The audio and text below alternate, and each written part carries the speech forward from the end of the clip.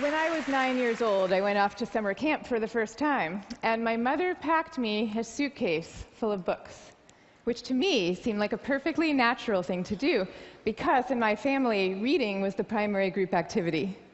And this might sound antisocial to you, but for us, it was really just a different way of being social. You had the animal warmth of your family sitting right next to you, but you were also free to go roaming around the adventure land inside your own mind. And I had this idea that camp was going to be just like this, but better.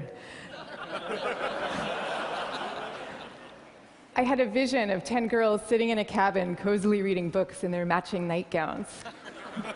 Camp was more like a keg party without any alcohol. And on the very first day, our counselor gathered us all together, and she taught us a cheer that she said we would be doing every day for the rest of the summer to instill camp spirit.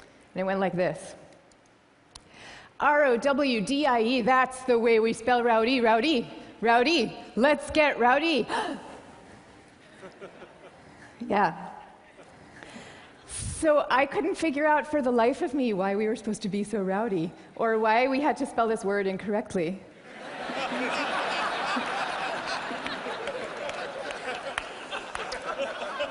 But I recited the cheer. I recited the cheer along with everybody else. I did my best.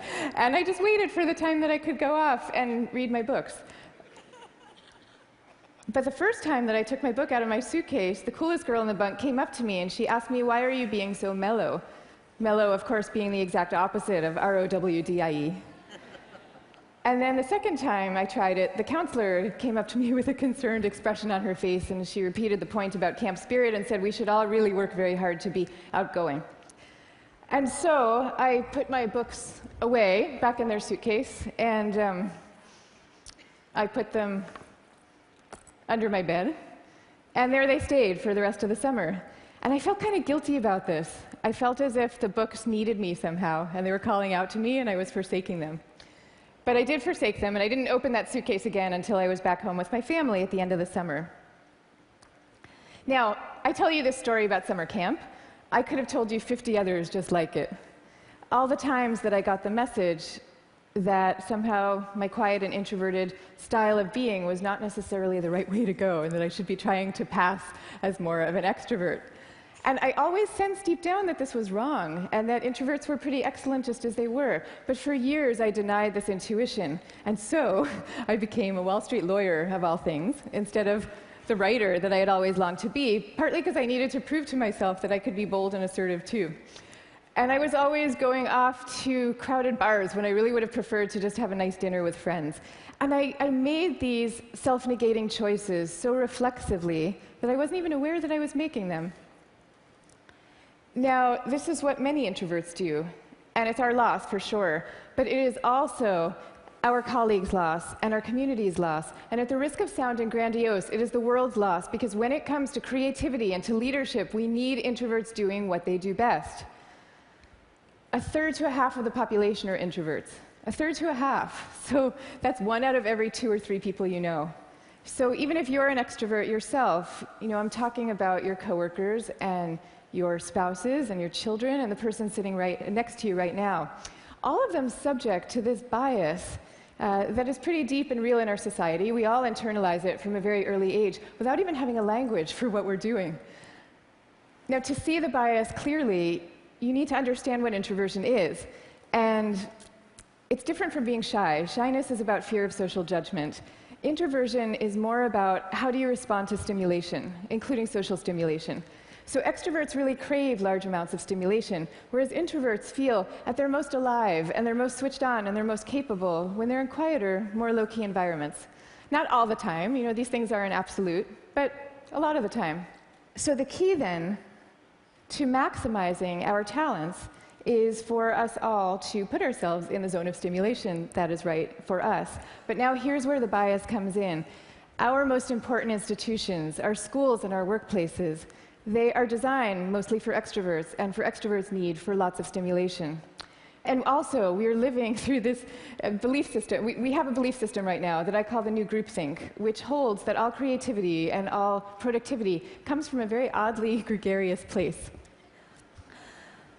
So if you picture the typical classroom nowadays, When I was going to school, we sat in rows. We sat in rows of desks like this, and we did most of our work pretty autonomously. But nowadays, your typical classroom has pods of desks of 4 or 5 or 6 or 7 kids all facing each other. And kids are working in countless group assignments, even in subjects like math and creative writing, which you would think would depend on solo flights of thought. Kids are now expected to act as committee members. And for the kids who prefer to go off by themselves or just to work alone, those kids are seen as outliers often, or worse, as problem cases. And the vast majority of teachers reports believing that the ideal student is an extrovert as opposed to an introvert, even though introverts actually get better grades and are more knowledgeable, according to research. Okay, same thing is true in our workplaces. Most of us work in open plan offices without walls, where we are subject to the constant noise and gaze of our coworkers. And when it comes to leadership, introverts are routinely passed over for leadership positions, even though introverts tend to be very careful, much less likely to take outsized risks, which is something we might all favor nowadays.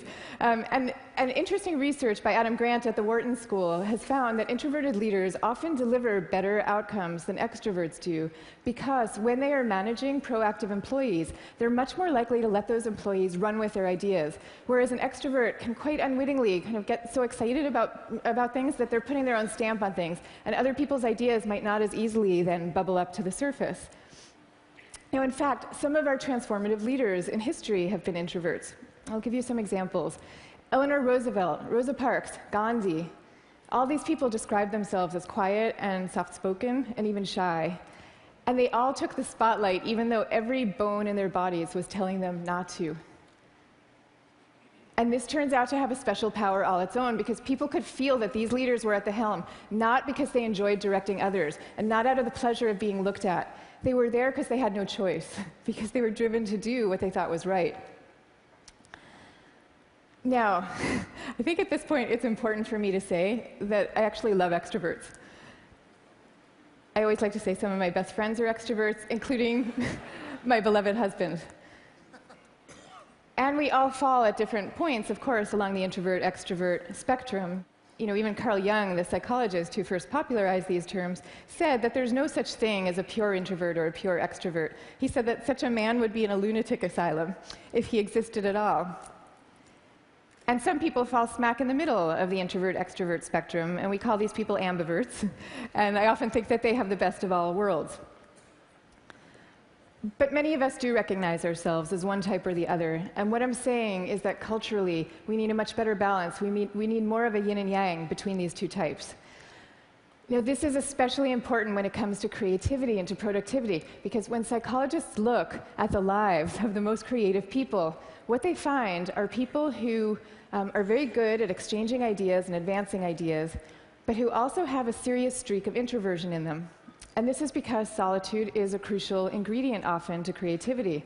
So Darwin, he took long walks alone in the woods and emphatically turned down dinner party invitations. Theodore Geisel, better known as Dr. Seuss, he dreamed up many of his amazing creations in a lonely bell tower office that he had in the back of his house in La Jolla, California. And he was actually afraid to meet the young children who read his books for fear that they were expecting him to be this kind of jolly Santa Claus-like figure and would be disappointed with his more reserved persona. Steve Wozniak invented the first Apple computer sitting alone in his cubicle in Hewlett-Packard, where he was working at the time. And he says that he never would have become such an expert in the first place had he not been too introverted to leave the house when he was growing up. Now, of course, this does not mean that we should all stop collaborating. And case in point is Steve Wozniak famously coming together with Steve Jobs to start Apple Computer. But it does mean that solitude matters, and that for some people, it is the air that they breathe. And in fact, we have known for centuries about the transcendent power of solitude. It's only recently that we've strangely begun to forget it. If you look at most of the world's major religions, you will find seekers, Moses, Jesus, Buddha, Mohammed, seekers who are going off by themselves, alone, to the wilderness, where they then have profound epiphanies and revelations that they then bring back to the rest of the community. So no wilderness, no revelations. This is no surprise, though, if you look at the insights of contemporary psychology. You know, it turns out that we can't even be in a group of people without instinctively mirroring and mimicking their opinions, even about seemingly personal and visceral things like who you're attracted to. You will start aping the beliefs of the people around you without even realizing that that's what you're doing. And groups famously follow the opinions of the most dominant or charismatic person in the room, even though there's zero correlation between being the best talker and having the best ideas. I mean, zero. So you might be following the person with the best ideas, but you might not. And do you really want to leave it up to chance? Much better for everybody to go off by themselves, generate their own ideas, freed from the distortions of group dynamics, and then come together as a team to talk them through in a well-managed environment and take it from there. Now, if all this is true, then why are we getting it so wrong? Why are we setting up our schools this way and our workplaces? And why are we making introverts feel so guilty about wanting to just go off by themselves some of the time? One answer lies deep in our cultural history. Western societies, and in particular the US, have always favored the man of action over the man of contemplation.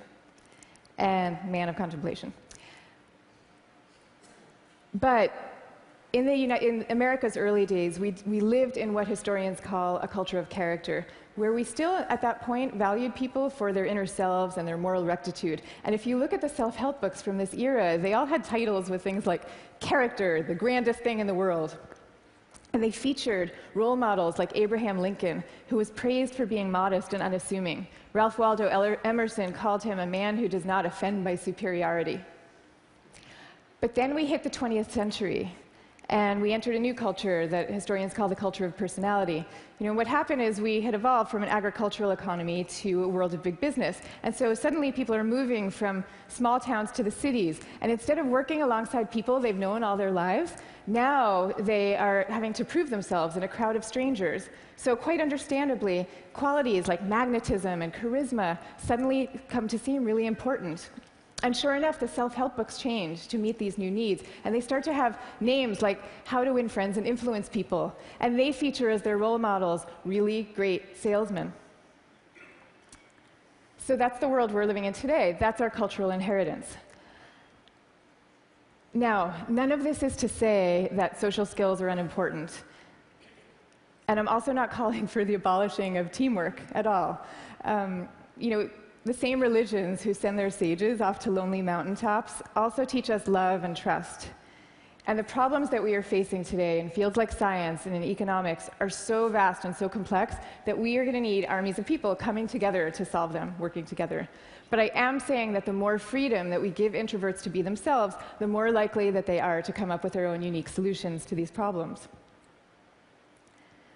So now, I'd like to share with you what's in my suitcase today.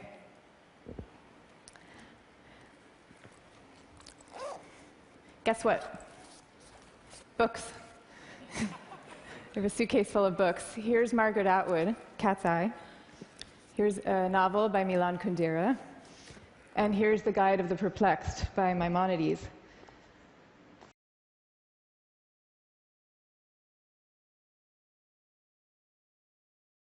But these are not exactly my books. I brought these books with me because they were written by my grandfather's favorite authors. My grandfather was a rabbi, and he was a widower who lived alone in a small apartment in Brooklyn that was my favorite place in the world when I was growing up, partly because it was filled with his very gentle, very courtly presence, and partly because it was filled with books. I mean, literally, every table, every chair in this apartment had yielded its original function to now serve as a surface for swaying stacks of books. Just like the rest of my family, my grandfather's favorite thing to do in the world was to read. But he also loved his congregation, and you could feel this love in the sermons that he gave every week for the 62 years that he was a rabbi. He would take the fruits of each week's reading, and he would weave these intricate tapestries of ancient and humanist thought, and people would come from all over to hear him speak. But here's the thing about my grandfather. Underneath this ceremonial role, he was really modest and really introverted, so much so that when he delivered these sermons, He had trouble making eye contact with the very same congregation that he had been speaking to for 62 years. And even away from the podium, when you called him to say hello, he would often end the conversation prematurely for fear that he was taking up too much of your time. But when he died at the age of 94, the police had to close down the streets of his neighborhood to accommodate the crowd of people who came out to mourn him. And so these days, I try to learn from my grandfather's example in my own way. So I just published a book about introversion, and it took me about 7 years to write. And for me, that 7 years was like total bliss, because I was reading, I was writing, I was thinking, I was researching. It was my version of my grandfather's hours a day alone in his library. But now, all of a sudden, my job is very different.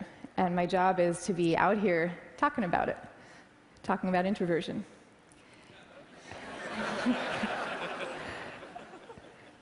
And that's a lot harder for me, because as honored as I am to be here with all of you right now, this is not my natural milieu. So I prepared for moments like these as best I could. I spent the last year practicing public speaking every chance I could get, and I called this my year of speaking dangerously. And that actually helped a lot. But I'll tell you, what helps even more is my sense, my belief, my hope, that when it comes to our attitudes to introversion and to quiet and to solitude, we truly are poised on the brink of dramatic change. I mean, we are. And so I am going to leave you now with 3 calls for action for those who share this vision. Number 1, stop the madness for constant group work. Just stop it. Thank you. And I want to be clear about what I'm saying, because I deeply believe our offices should be encouraging casual, chatty, cafe-style types of interactions, the kind where people come together and serendipitously have an exchange of ideas. That is great. That's great for introverts, and it's great for extroverts. But we need much more privacy, much more freedom, much more autonomy at work. School, same thing. We need to be teaching kids to work together, for sure. But we also need to be teaching them how to work on their own. This is especially important for extroverted children, too. They need to work on their own because that is where deep thought comes from, in part. Okay, number 2, go to the wilderness. Be like Buddha. Have your own revelations. I'm not saying that we all have to now go off and build our own cabins in the woods and never talk to each other again. But I am saying that we could all stand to unplug and get inside our own heads a little more often. Number 3, take a good look at what's inside your own suitcase and why you put it there. So extroverts, maybe your suitcases are also full of books, or maybe they're full of champagne glasses or skydiving equipment. Whatever it is, I hope you take these things out every chance you get and grace us with your energy and your joy. But introverts, you being you probably have the impulse to guard very carefully what's inside your own suitcase. And that's okay. But occasionally, just occasionally, I hope you will open up your suitcases for other people to see, because the world needs you and it needs the things you carry. So I wish you the best of all possible journeys and the courage to speak softly. Thank you very much. Thank you. Thank you. Thank you.